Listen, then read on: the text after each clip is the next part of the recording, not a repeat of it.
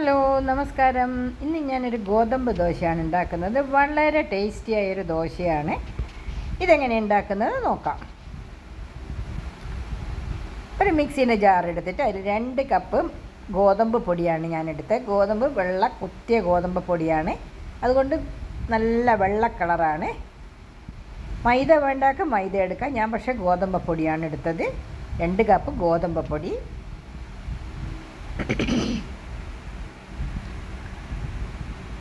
ഇനി അതിലേക്ക്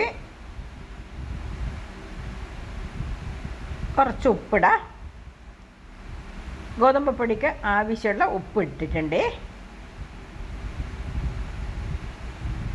ഇനി അതിലേക്ക് 1 ടീസ്പൂൺ പഞ്ചസാരയാണ് ഇടുന്നത്.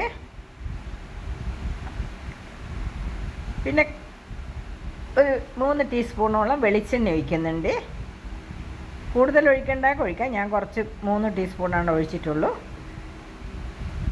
ഇനി ഇതിലേക്ക് പാലാണ് ഒഴിക്കുന്നത്. ഒരു 1/4 കപ്പോളം പാൽ ഒഴിക്കുന്നുണ്ട്.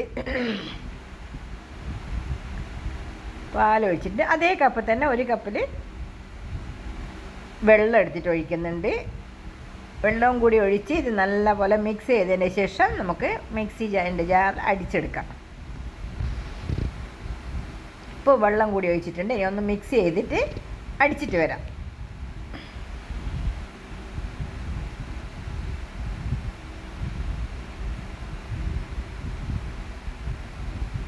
ഇപ്പം ഗോതമ്പ് മാവ് നല്ലപോലെ മിക്സ് ചെയ്ത് അടിച്ചിട്ട് വന്നിട്ടുണ്ട്. ഇതേപോലെ കട്ടിയാവണം. ഇനി ഇതിലേക്ക് 2 കോഴിമുട്ടയാണ് ഒഴിക്കുന്നത്. കോഴിമുട്ട ഒഴിച്ചതിന് ശേഷം നല്ലോണം മിക്സ് ചെയ്യാം.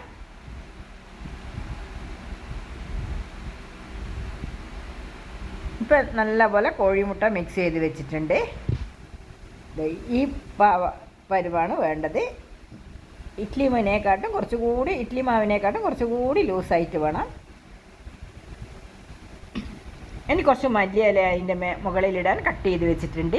ഒരു പാൻ അടുപ്പത്ത് വെച്ച് അതിൽ ഓയിൽ ഒഴിച്ച് അതിൻ്റെ മുകളിൽ 1 തവി മാവ് ഒഴിച്ചിട്ടുണ്ട്. ഇനി അതിൻ്റെ മുകളിൽ കുറച്ച് മല്ലിയില ഇങ്ങനെ ഇതേപോലെ വിതറിയിട്ട് കൊടുക്കാം. ഇനി അതിലേക്ക് കുറച്ച് നെയ്യ് ഒഴിക്കുക. നെയ്യ് ഒഴിക്കുന്നതൊക്കെ ഒഴിക്കുക, ഇല്ലെങ്കിൽ വെളിച്ചെണ്ണ വേണ്ടാക്ക വെളിച്ചെണ്ണ ഒഴിക്കുക. ഞാനിപ്പോൾ നെയ്യാണ് ഒഴിക്കുക. നെയ്യാണ് കൂടുതൽ ടേസ്റ്റ്. കുറച്ച് നെയ്യ് ഒഴിച്ച് അതെല്ലായിടത്തും മിക്സ് ചെയ്തതിന് ശേഷം തിരിച്ചിടാം.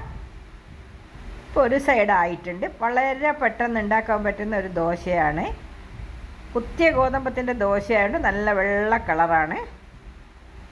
ചപ്പാത്തി എപ്പോൾ തിന്ന് മടുത്തവർക്ക് ഇതേപോലെ ദോശ ഉണ്ടാക്കി നല്ല ടേസ്റ്റിൽ കഴിക്കാം.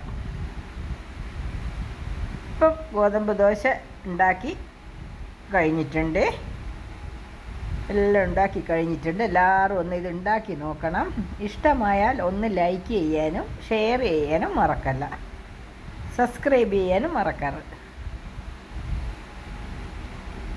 പിന്നെ ഈ ദോശ നല്ല സോഫ്റ്റാണ്. വൈകുന്നേരം വരെ ഈ ദോശ ഇതേപോലെ ഇരിക്കും. നല്ല ടേസ്റ്റാണ്. എന്തായാലും ഒന്ന് ഉണ്ടാക്കി നോക്കണം. Okay, thank you.